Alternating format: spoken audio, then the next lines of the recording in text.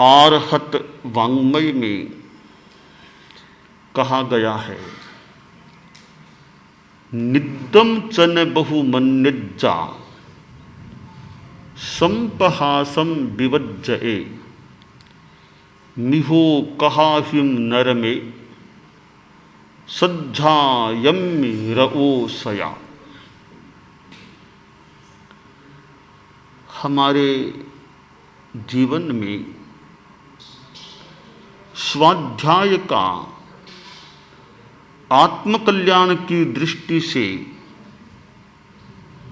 बहुत महत्व है। एक जगह तो कहा गया है कि 12 तप होते हैं, अनशन, उनोद्री आदि आदि, उनमें एक स्वाध्याय भी है। और वहां कहा गया है 12 विहम्मिवि तवे सभ्यंतर बाहिरे कुशल दिट्ठे नय अत्थि नवि अहो ही सज्जाय समम तबो कम्मम। कि 12 प्रकार का तप बाह्य अभ्यंतर भेद वाला जो निर्दिष्ट है, उपदिष्ट है, दृष्ट है,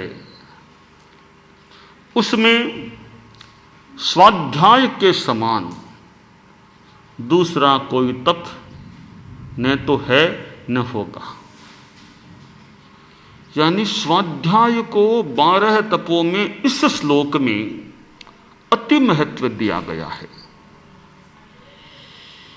स्वाध्याय के द्वारा ज्ञानावरणीय कर्म कमजोर पड़ जाता है। ज्ञानावरणीय कर्म को कमजोर बनाने का एक महत्वपूर्ण उपाय है स्वाध्याय करना और ज्ञान के प्रति सम्मान बहुमान का भाव रखना। ज्ञान और ज्ञानी की आसाधना नहीं करना। जो व्यक्ति ज्ञान और ज्ञानी को अवहेलित करता है, ज्ञान को महत्व नहीं देता, अवहेलना करता है और ज्ञान का अभ्यास भी नहीं करता, तो यह ज्ञानावरणीय कर्म को कमजोर न बनाने की और कुछ और ज्यादा पुष्ट करने की स्थिति बन सकती है। इसलिए स्वाध्याय करना चाहिए। स्वाध्यायान मां प्रमादिहि, स्वाध्याय में प्रमाद मत करो। अब प्रमाद कैसे होता है?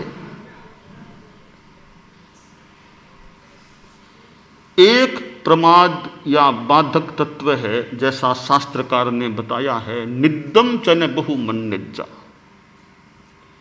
नींद को बहुमान नहीं देना चाहिए।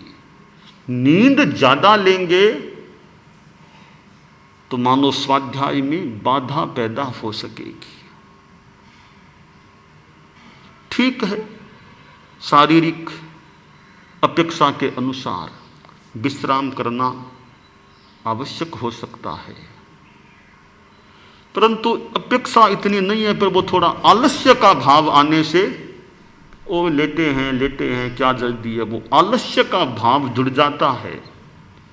नींद में आनंद लेने की मनोवृत्ति बन जाती है, तो स्वाध्याय की साधना बाधित हो सकती है। इसलिए स्वाध्यायी आदमी को, स्वाध्याय रसिक आदमी को और स्वाध्याय के द्वारा ज्ञान प्राप्ति के इच्छुक आदमी को आलस्य से और अति निद्रा से बचना चाहिए।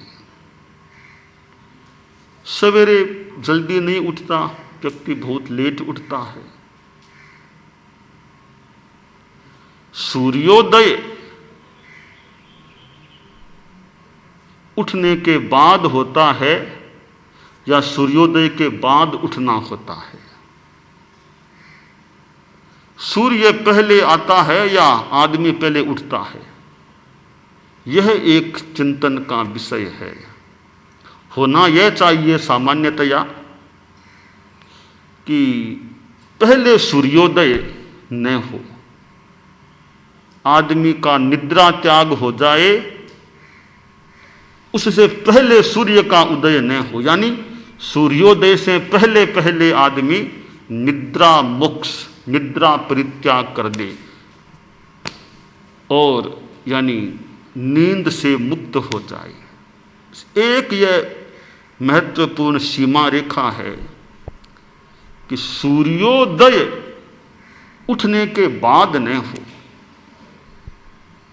सूर्य पहले न उठे, उससे यानी आदमी पहले निद्रा मुक्त हो जाए।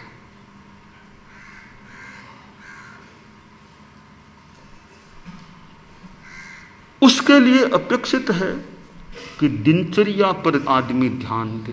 रात को बहुत देरी से कोई सोता है, हालांकि अपनी अपनी परिस्थितियां होती हैं, तो सामान्यतया सूर्योदय के बाद उठना नहीं, पहले पहले निद्रा मुक्त हो जाना अच्छा है। हमारे साधु साधु चारित्रात्माओं की चर्या में तो सूर्योदय से पहले उठना मस्ट है, क्योंकि सूर्योदय से पहले पहले प्रतिक्रमण करना होता है। प्रतिक्रमण सूर्योदय से पहले सामान्यतया करना होता है, तो सूर्योदय से पहले उठना अनिवार्य सा हो जाता है। तो नींद को बहुमान नहीं देना चाहिए और स्वाध्याय के समय जागरूकता रहे। तो आचार्य भिक्षु की बात आती है। परम पूज्य आचार्य भिक्षु मारवाड़ में मांडा गांव में विराजमान थे आश्रय। तो व्याख्यान का क्रम, एक व्यक्ति आशो जी नाम के भी बैठे थे। अब कोई अवस्था हो या नींद नहीं आई हुई हो तो व्याख्यान के समय भी नींद आ सकती है, परंतु अच्छा यह कि व्याख्यान के समय नींद न आए। तो आचार्य भिक्षु का व्याख्यान, आशो जी को झपकी नींद आने लग गई। तो स्वामी जी ने देखा अभी व्याख्यान हो रहा है, ये आशो जी तो नींद में जा रहे हैं, फिर उनको क्या व्याख्यान का लाभ मिलेगा। अब गुरु तो कान पकड़ने के एक तरह से अधिकारी हैं। गुरु को तो मन अधिकार है कान पकड़ने का। गुरु कान नहीं पकड़ेगा, कान मतलब पकड़ना मतलब जागरूक करना। गुरु कान नहीं पकड़ेगा तो फिर और कौन कान पकड़े। तो गुरु का ऐसा स्थान है कि गलती दिखाई दे अंगुली निर्देश, चाहे उसे एक रूप में कान पकड़ना कह दे, एक अंगुली निर्देश कह दे, जागरूक करने का प्रयास, तो गुरु तो ये कर सकते हैं। गुरु का अपना स्थान होता है और गुरु जागरूक करे, किसी रूप में उलाहना भी दे दे गलती पर, तो उसको अच्छे रूप में यानी विनय भाव से ग्रहण करना चाहिए। तो आचार्य भिक्षु ने फरमा दिया कि आशो जी नींद ले रहे हो, तो तत्काल जागे कि नहीं महाराज, नहीं। अच्छा, थोड़ी देर हुई और फिर वो झपकी शुरू हो गई नींद। तो स्वामी जी ने फिर कहा आशो जी नींद ले रहे हो? नहीं महाराज, नहीं। अब आदमी नींद ले और फिर उसको अस्वीकार भी करे, तो गुरु इसे स्वीकार क्यों करे कि नींद भी लेना अस्वीकार भी करना, ऐसा अगर हो तो गुरु उसे स्वीकार क्यों करे। गुरु को तो बात यथा अवसर साफ हो जाए, साफ करने का प्रयास भी गुरु कर सकते हैं। तो स्वामी जी ने सोचा रे अब मैंने अनेक बार कह दिया, यही कहना नहीं महाराज, नहीं महाराज, तो इस बात का यथार्थ सामने आना चाहिए। तो आसो जी को फिर वो नींद आने लग गई, जबकि नींद, अब स्वामी जी को तो पर्दाफाश करना, यथार्थ को लाना था। तो कहा आसो जी रहे हो? नहीं महाराज, नहीं नहीं नहीं महाराज। अब बात सामने की, क्या उत्तर दे रहे हैं? नींद में हैं, ये बात साफ होगी कि नींद ले रहे थे, तब कह दिया कि जी रहे हो? कि नहीं महाराज। खैर जो भी तथ्य हो, बात यह है कि स्वाध्याय के समय नींद से बचना चाहिए, या स्वाध्याय करना, पुनरावर्तन करना, नींद आए तो कुछ यथा अवसर खड़े खड़े, आदमी खड़े खड़े स्वाध्याय कर ले, दीवार का सहारा लेकर खड़े खड़े स्वाध्याय किया जा सकता है, जैसी अनुकूलता हो, या थोड़ी चहलकदमी करके। परम पूज्य कालूगणी के समय आचार्य तुलसी मुनि थे, मुनि तुलसी, तो बच्चों की नींद तो बहुत, सर्दी और बच्चों की नींद तो बहुत गहरी हो जाती है, लंबी भी होती है। बचपन का अपना समय है, परंतु विकास भी तो करना है ज्ञान का। तो कालूगणी उनको बुलाते आते, फिर वो नींद का असर रहता मुनि तुलसी पर, तो कालूगणी का बाहर जाओ, बाहर बेचते, जो भी तारा गिनना, जो भी ऐसे बाहर बेचते, ताकि नींद उड़ जाए। तो शास्त्रकार ने कहा कि नींद को बहुमान न दे। दूसरी बाधा है स्वाध्याय में संपहासम, ज्यादा हंसी मजाक, संप्रहास, बहुत जोर से हंसना। स्वाध्याय में बाधा हो न हो, ऐसे भी ज्यादा जोर जोर से हंसना, अट्टहास सा करना, ज्यादा हंसी मजाक में रुचि लेना, यह बढ़िया नहीं होता। यानी उच्चता की तरफ आगे बढ़ना है तो ज्यादा हंसी मजाक नहीं करना चाहिए। गंभीरता हमारे में जितनी बढ़ेगी, हंसी मजाक में ज्यादा हंसी मजाक और थोड़ा सा स्तर से नीचे वाली हंसी मजाक, उससे बचना चाहिए। हंसी मजाक में ज्यादा रुचि है तो स्वाध्याय में भी बाधा आ सकती है। तीसरी बाधा है मिहो कहा हिम नर में, मिथ कथा सुन। ये जो काम वासना संबंधी ज्यादा बातें, इनमें रस नहीं लेना चाहिए। अनावश्यक बातें भी नहीं करनी चाहिए, क्योंकि ज्यादा बातों में रस है तो स्वाध्याय में, अध्ययन में बाधा आ सकती है। तो वह मिथ कथा, मैथुन कथा और बेकार की बातों से बचना चाहिए, खास करके विद्यार्थी को और बचना चाहिए। तो हमारा स्वाध्याय ज्यादा अच्छा हो सकता है। और अध्ययन के लिए, ज्ञान प्राप्ति के लिए तो समर्पित होना होता है, तब अच्छा ज्ञान हो सकता है। खान पान सब ही तजे, निश्चय मांडे मरण, घो ची पू ली करतो रहे, जद आवे व्याकरण। व्याकरण पढ़ना है तो पीछे पढ़ो। खान पान करना होता है, पर खान पान में ज्यादा रस मत लो। और मांडे मरण यानी उसके पीछे पड़ जाए, समर्पित हो जाए। चार चीजें, घो ची पू ली, घोकना, फटना, लर्न बाई हार्ट, कंठस्थ करना एक बात, घो। चितारना, पुनरावर्तन करना, रिवाइज करना, चितारना करना, पुनरावर्तन। पूछना, जिज्ञासा करना। और लिखना। ये चारों हो, घोकना, कंठस्थ करना, चितारना, पूछना, लिखना, चारों हो तो व्याकरण आत्मगत हो सकती है। और भी कोई विद्या पढ़नी है तो समर्पित भाव से हम लगेंगे तो वह ज्ञान हमारा बन सकता है।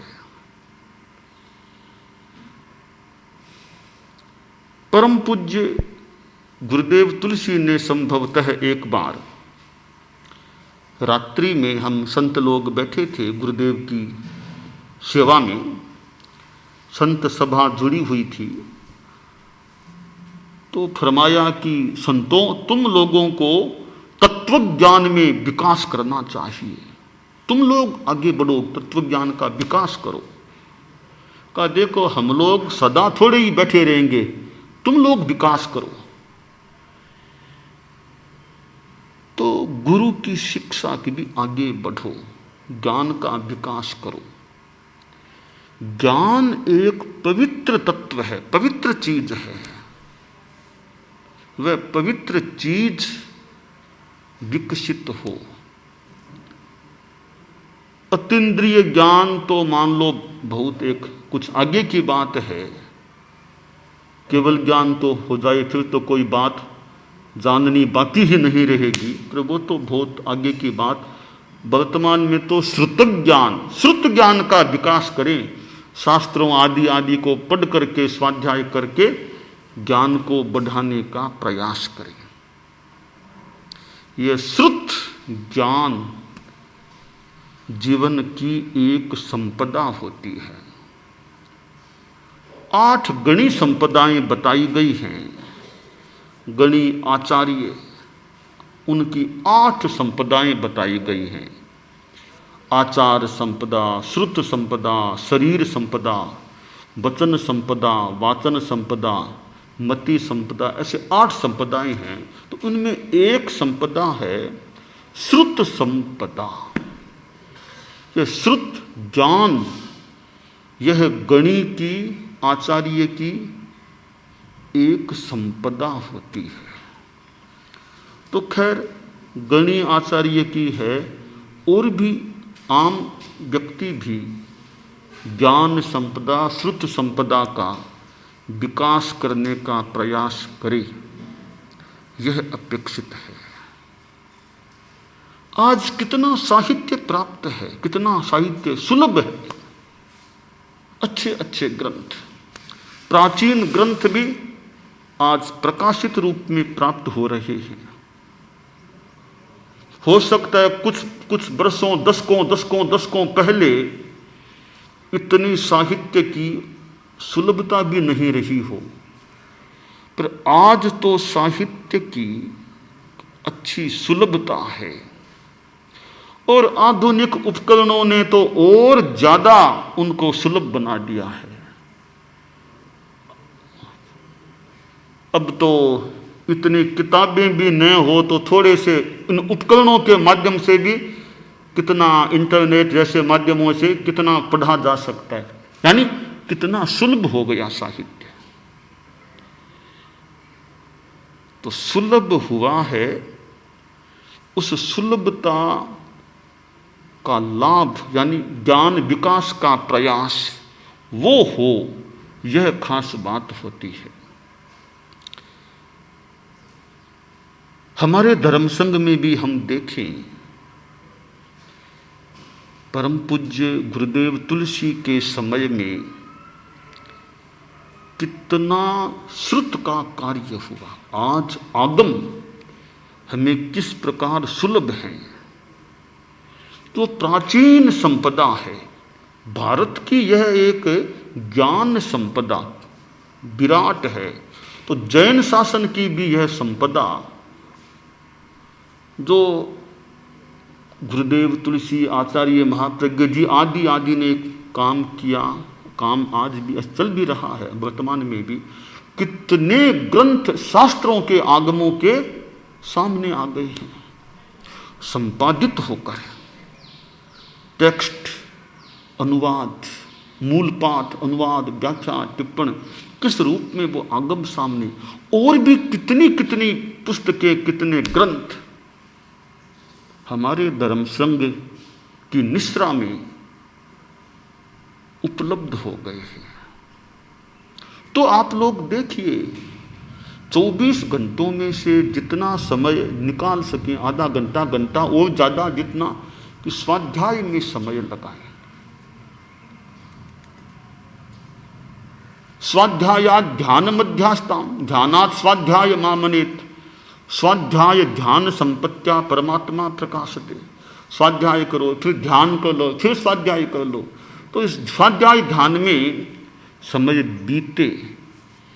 बस ज्ञान अनंत है, अनंत पारम किल शब्द शास्त्रम, स्वल्पश्च कालो बहवश्च विघ्नः, यत् सारभूतम तदुपासनीयम,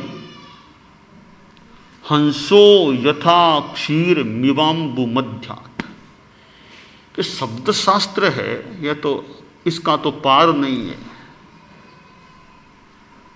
तो ज्ञान का माध्यम शब्द है। हम तो शब्दों के माध्यम से ज्ञान प्राप्त करते हैं। उसका मानो कोई बहुत पार नहीं है। कितने कितने ग्रंथ पढ़े हैं, लाइब्रेरीज में कितने कितने ग्रंथ हैं, तो बहुत ज्ञान के ग्रंथ हैं, परंतु समय हमारे पास सीमित है, और भी काम करने होते हैं। और वैसे देखें तो आखिर जीवन काल भी कोई अनंत तो है नहीं, अनंत नहीं है। मान लो 100 वर्ष, मान लो कुछ और कम ज़्यादा जितना भी है, तो समय है उतना है। और उसके बीच में भी विघ्न बाधाएं भी आ जाती हैं। ज्ञान अभ्यास में बीच में विघ्न भी आ सकते हैं, कभी स्वास्थ्य संबंधी कठिनाई, कभी और कोई कठिनाई, और दूसरे काम बीच में आ जाते हैं, तो विघ्न भी आ सकते हैं। तो क्या करें? सारभूत खास खास बातों को तो पढ़ने का प्रयास करें, ग्रहण करने का प्रयास करें। जैसे हंस है, क्षीर नीर विवेचनम, दूध को ग्रहण कर लिया, पानी को छोड़ दिया। तो खास खास ग्रंथ हैं, उनको पढ़ ले, बाकी ग्रंथों को छोड़ दें भले, ताकि मूल ज्ञान जितना ले सकें उतना हम लेने में समर्थ हो सके। तो मैंने स्वाध्याय के बारे में कुछ बताया है। जितना संभव हो सके हम स्वाध्याय का आलंबन लें, स्वाध्याय में प्रयास करें, यह काम्य है। दानान सेठम अभयपयाणम सच्चेषु या अनवज्जं वयन्ति, तवेषु या उत्तम बंभचेरम लोगुत्तमे समणे णाय पुत्ते। अरहंता मंगलम सिद्धा मंगलम साहू मंगलम केवली पन्नत्तो धम्मो मंगलम। अरहंता लोगुत्तमा सिद्धा लोगुत्तमा साहू लोगुत्तमा केवली पन्नत्तो धम्मो लोगुत्तमो। अरहंते शरणं पवज्जामि सिद्धे शरणं पवज्जामि साहू शरणं पवज्जामि केवली पन्नत्तो धम्मो शरणं पवज्जामि। By cables, converters, connectors and peripherals for mobile, desktop, laptop, printer and tablets from Black Cat India number 516 to 522, 5th floor, Lucia City Centre, OTC Road next to Sharada Theatre, Bengaluru, Karnataka 560,002, India. Delivery pan-India and Union Territories, terms and conditions applicable. Website, blackcatindia.business.site